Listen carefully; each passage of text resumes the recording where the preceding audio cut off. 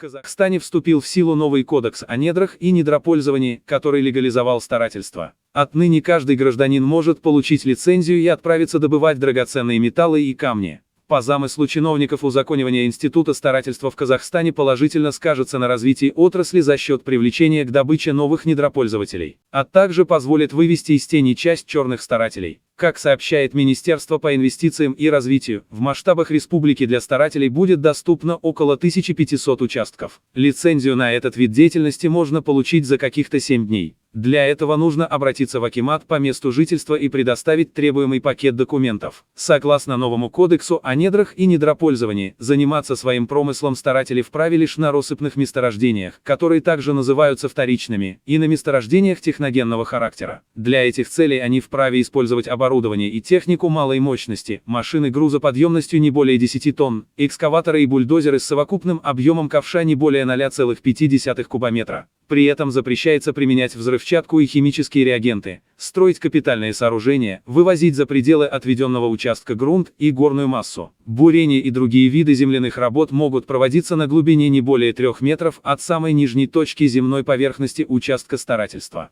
Кроме того, за частниками закрепляется обязательство по рекультивации нарушенных земель. В свою очередь, поиски золота на воде могут осуществляться только ручным способом. Предоставление участков для старательства, как и выдача лицензий, находится в ведении местных исполнительных органов. В Восточно-Казахстанской области таких участков более 140, они расположены в разных районах, в удалении от населенных пунктов. С их перечнем и описанием можно ознакомиться на сайте Управления предпринимательства и индустриально-инновационного развития. К примеру, вот описание одного из них: расположен в 25 километрах к северо-западу от поселка Маралиха, левый приток речки Маралиха в системе реки Курчум. Открыт в 1940 году. Содержание золота на песке 6-7 грамм, метров в кубе. Золото крупное, хорошо окатанное. Участки выдаются по принципу «кто успел, тот и съел». Выбрав свободную территорию по душе, будущий старатель должен указать в заявлении ее точные координаты и площадь. После получения лицензии необходимо уплатить сбор, размер которого зависит от площади территории. А затем можно засучить рукава и смело приступать к работе. О добытых драгоценностях старатель отчитывается перед акиматом.